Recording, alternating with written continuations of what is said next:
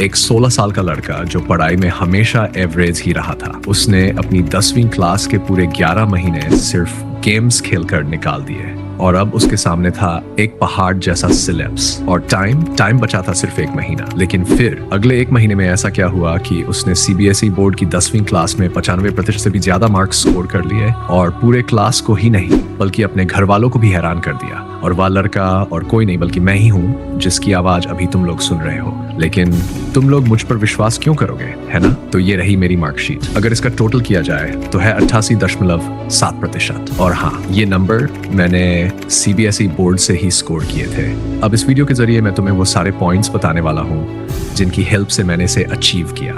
और हाँ, अगर तुम इन सारी चीजों को फॉलो करते हो तो तुम भी 80 से 90% या उससे भी ज्यादा स्कोर कर सकते हो। मुझे पूरा विश्वास है कि ये वीडियो उन लोगों के लिए है जिनका YouTube 1 महीने बाद स्टार्ट होने वाला है और जिन्होंने पूरे साल भर सही से पढ़ाई नहीं की है।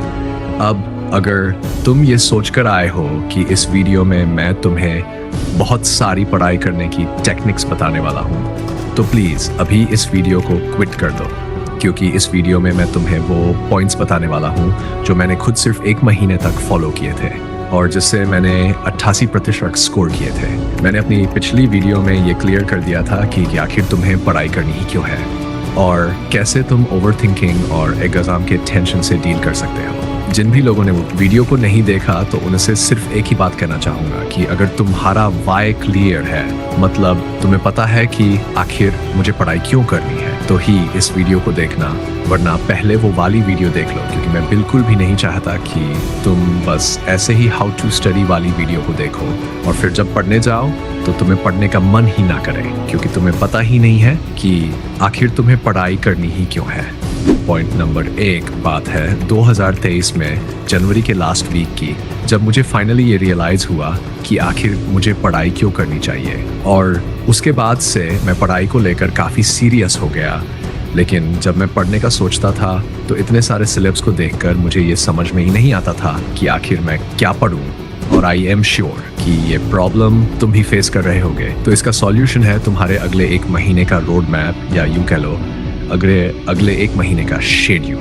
लेकिन इस बात को रियलाइज करने तक मेरा जनवरी का महीना भी निकल चुका था और अब मेरे पास सिर्फ 25 दिन ही बचे थे एग्जाम के लिए। तो सबसे पहले मैंने अपने 5 सब्जेक्ट्स को एक टाइम फ्रेम के अंदर डिवाइड किया, जिसमें मैंने फरवरी के फर्स्ट वीक में यानी 1 से लेकर 7 फरवरी तक मैथमेटिक्स को रखा, अगले हफ्ते साइंस को और उसके अगले हफ्ते एसएसटी को। फिर मेरे पास बचे थे सिर्फ 6 दिन और मैंने 2 दिन हिंदी के लिए सिलेक्ट किए और लास्ट के 4 दिन इंग्लिश के लिए, क्योंकि मेरा पहला एग्जाम इंग्लिश का ही था। लेकिन अब भी मुझे ये समझ नहीं रहा था कि इतने कम टाइम में मैं इतने सारे सिलेबस को कैसे कवर करूंगा। तो फिर मैंने हर एक सब्जेक्ट को डिटेल में प्लान करना शुरू किया, जिसमें मैंने हर एक दिन क्या क्या कंप्लीट करना है वो सारी चीजें लिखी और उसे एग्जीक्यूट करना स्टार्ट किया। और तुम्हें भी यही करना है। पॉइंट नंबर 2, अब क्योंकि मेरा सिलेबस बहुत ज्यादा था और मेरे पास टाइम काफी कम बचा था, तो मैंने इस आखिरी के महीने में स्कूल जाना छोड़ दिया,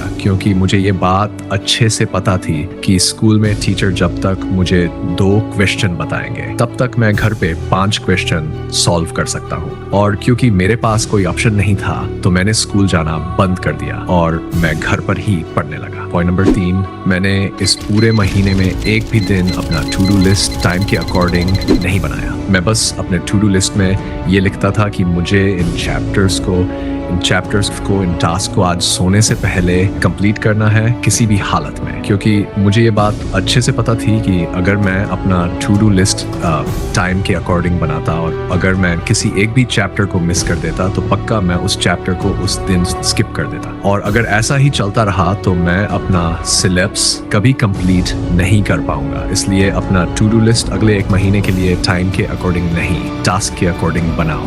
पॉइंट नंबर 4, अब मुझे मुझे जो सबसे बड़ी प्रॉब्लम उस टाइम पे फेस करनी पड़ रही थी वो थी कि इतने सारे चीज़ आप कैसे करें। और आई एम श्योर कि तुम सब लोग इस प्रॉब्लम को ज़रूर फेस कर रहे होंगे। तो इसलिए मैंने हर एक कॉन्सेप्ट को याद करना छोड़ के विजुअलाइज करना स्टार्ट किया। और आई नो कि ये बात तुम्हें पहले से पता है, लेकिन तुम्हें की असली ताकत नहीं पता है। मैं एक ऐसा लड़का था जिसने पूरे साल हिस्ट्री बिल्कुल भी नहीं पढ़ी थी, बट एंड टाइम पे मैं जिस भी कॉन्सेप्ट को पढ़ता था या फिर जिस भी इंसिडेंट को पढ़ता था उसे विजुअलाइज करके अपने माइंड में घुसा लेता था। और ये विजुअलाइजेशन करने वाला मेथड काम आता है। पॉइंट नंबर 5 ये बात तो तुम्हें अच्छे से पता है कि तुमने साल भर पढ़ाई नहीं की है और तुम्हारे पास इतना टाइम भी नहीं बचा है कि तुम सारे बुक्स कंप्लीट कर पाओ। और मेरे साथ भी यही हुआ था, जिसके वजह से मैंने एक भी बुक को ओपन तक नहीं किया था।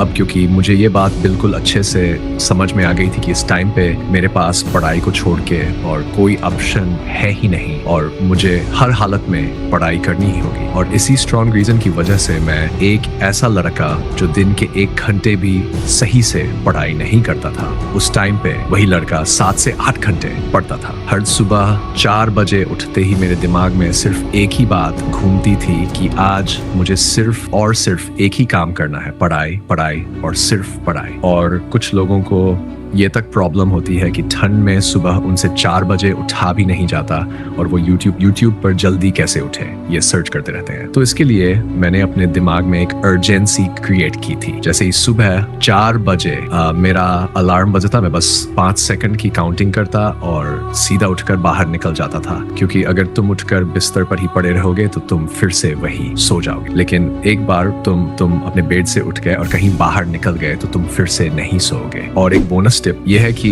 जी जब भी तुम्हारे एग्जाम्स चल रहे हो तो उनके अंदर जो तुम्हें गैप्स मिलते हैं उसमें ट्राई करो कि मैथ्स और साइंस वाले सब्जेक्ट में जितने क्वेश्चंस हो सके सॉल्व करो और SST हिंदी और इंग्लिश में विजुअलाइजेशन का यूज करो। और एक बोनस टिप ट्राई करो कि एग्जाम के गैप में जितने ज्यादा क्वेश्चंस सॉल्व कर सको करो। आई होप कि तुम्हें ये सारे पॉइंट्स समझ में आ गए होंगे और तुम्हारे लिए एक टास्क है कि जब तुम्हारे एग्जाम्स खत्म हो जाएं तो इस वीडियो पे वापस आकर कमेंट सेक्शन में अपना फीडबैक जरूर देना। अब अगर तुम्हें अभी तक ये नहीं पता कि हमें पढ़ाई क्यों करनी चाहिए तो स्क्रीन पर आ रही वीडियो को जरूर देखना।